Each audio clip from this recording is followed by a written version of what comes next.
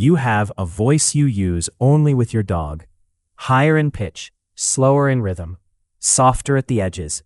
A voice you would never use in a meeting or with a stranger on the street. Research now shows this voice does something measurable in your dog's brain, and it does something equally revealing in yours. If you want to understand what your dog is really telling you, you are in the right place. There is a name for this. Researchers call it dog-directed speech, and it has a very specific acoustic profile. The pitch rises, the tempo slows, the sentences get shorter and more repetitive, the vowels stretch out.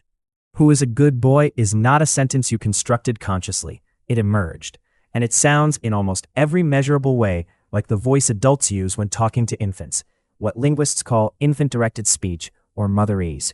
The parallel is not a coincidence. Both share the same underlying structure: exaggerated prosody, a narrowed vocabulary, repeated phrases, and a consistently warm emotional register.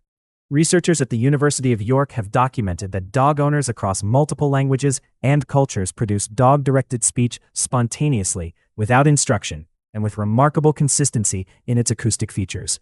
It is not a quirk, it is not a habit some owners have and others do not. It is a cross-cultural, cross-linguistic pattern that emerges reliably whenever a certain kind of bond is present. The question worth sitting with is not why dogs respond to it. The question is why you produce it at all, and what it says about the part of your brain that decided this was the right voice to use. Here is where it gets interesting, because dog-directed speech is not just a courtesy you extend to a creature that does not understand syntax. It is an involuntary display of your attachment system activating. When you shift into that voice, something is happening in your nervous system. You're doing what humans do when they feel safe enough to be emotionally unguarded. When the threat detection circuitry goes quiet and the bonding circuitry comes online. The infant speech literature is clear on this. Motherese is not a choice. It is a neurobiological output of activated caregiving. When Alexandra Horowitz at Barnard College's Dog Cognition Lab examines what owners do in the presence of their dogs, one of the most consistent findings is that owners drop their social masks in ways they almost never do with other adults. They become spontaneous. They become undefended. That is what dog-directed speech is. It is the sound of a nervous system that has decided it is safe to be soft. And that decision, that particular neurological permission, tells you something about how you relate to vulnerability in the rest of your life. Some owners use it freely, loudly, without self-consciousness. Others do it only in private. Others feel a prickle of embarrassment, even when no one is watching. Each of those responses is data. Number 1. The infant attachment circuit. When you use dog-directed speech, you are activating the same neural architecture that governs how humans bond with infants. This is not metaphor. This is neuroanatomy. The caregiving system, centered in the medial prefrontal cortex and the oxytocin-releasing pathways, does not distinguish perfectly between a human infant and a dog that has learned to occupy the same emotional role in your life. What it responds to is vulnerability, dependence, and a face that triggers the nurturing response. Research published in Science in 2015 by Nagasawa and colleagues at Azabu University found that when owners and dogs engage in mutual gaze, both species show elevated oxytocin, the same hormonal loop activated between mothers and infants. Dog-directed speech is the vocal expression of that loop. What this means for you as an owner is this: the ease or difficulty with which you slip into that voice is a live readout of how accessible your caregiving system is in daily life. Owners who use it freely, without embarrassment, tend to have what attachment researchers would call more open access to their affiliative emotional range. That is not a small thing.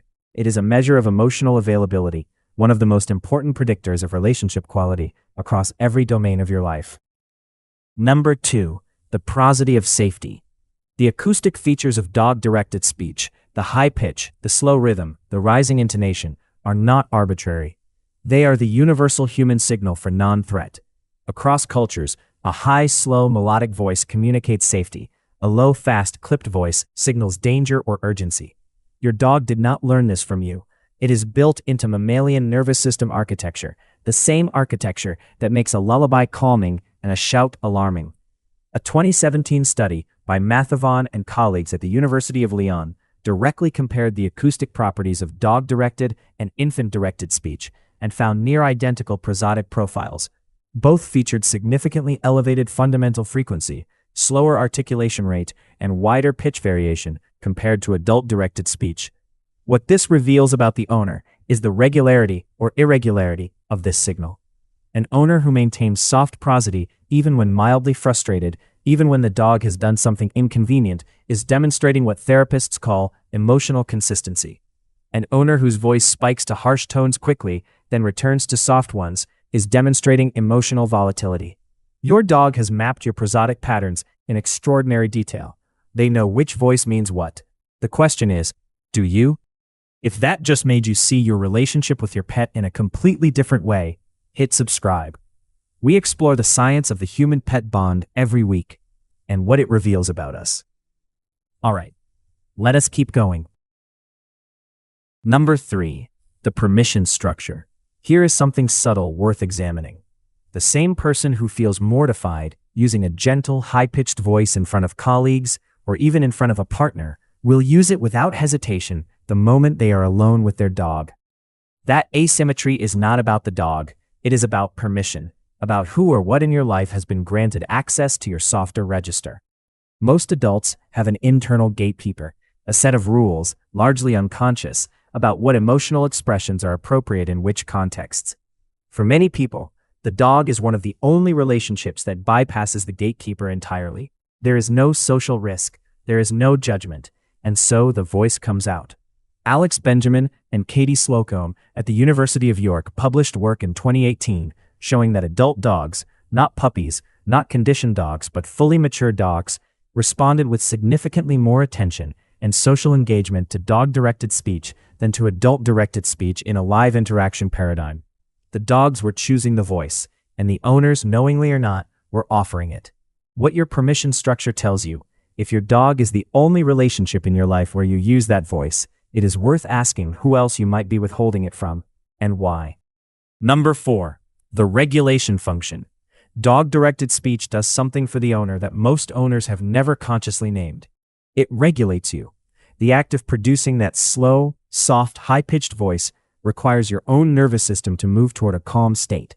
You cannot sustain that prosodic pattern while your sympathetic nervous system is in high activation. The voice and the state are co-regulatory. Each one requires the other. This means that when you arrive home after a difficult day and your first words to your dog are in that soft, high register, you are not just greeting them. You are using the interaction to begin your own physiological downshift. Sunman and colleagues published work in 2019 showing long-term cortisol synchrony between dogs and their owners. Over months, stress hormone levels in dog-owner pairs converge. The vocal behavior is one of the mechanisms through which that synchrony runs. The dog hears the soft voice and relaxes. The owner produces the soft voice and begins to relax. It is a mutual regulation loop. What this means practically, if you notice that the voice does not come easily after certain days, if you find yourself addressing your dog with flat, clipped tones, that is physiological information. Your nervous system is telling you something. Your dog already knows it. The question is whether you are paying attention to. Number 5, the social uninhibition signal. Social inhibition is the phenomenon researchers use to describe the tendency to suppress emotional expression in the presence of others who might judge it. Most adults carry a significant load of social inhibition. They edit their faces, their tones, their vocabulary, their volume, constantly, and largely automatically, based on perceived audience. The dog, uniquely, does not register as a social audience in that way. The dog cannot gossip. The dog cannot think less of you. The dog does not have a social category it places you in based on how your voice sounds. And so with a dog, the inhibitory system partially disengages.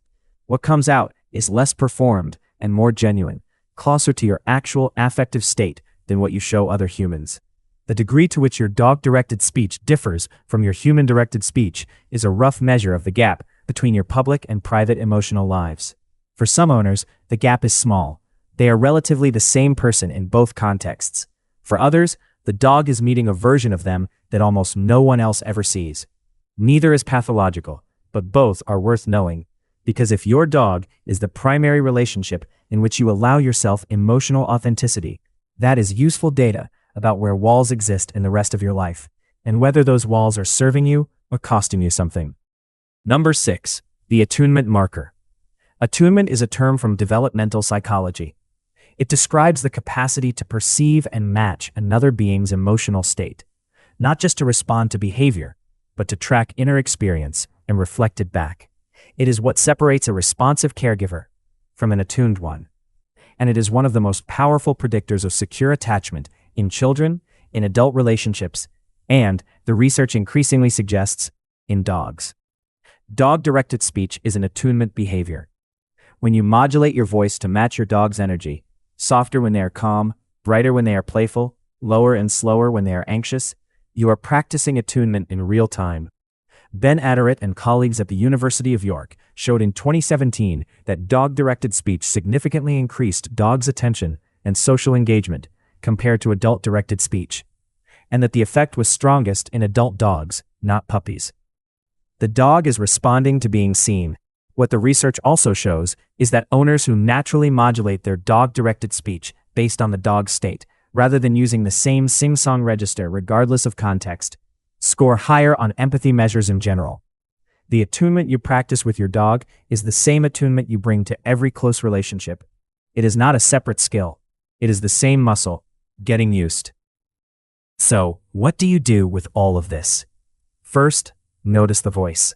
Pay attention to when it comes easily and when it does not.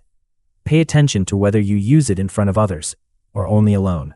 Pay attention to how quickly it arrives when you walk in the door, and whether its pace and warmth change depending on the day. These are not trivial observations.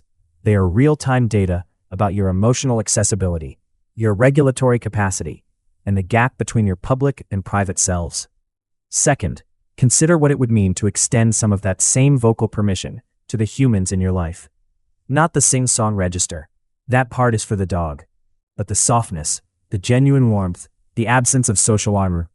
Many people who find themselves deeply bonded to dogs have, somewhere along the way, decided that kind of openness is safer with a dog than with a person. That is an understandable decision. It is also a costly one.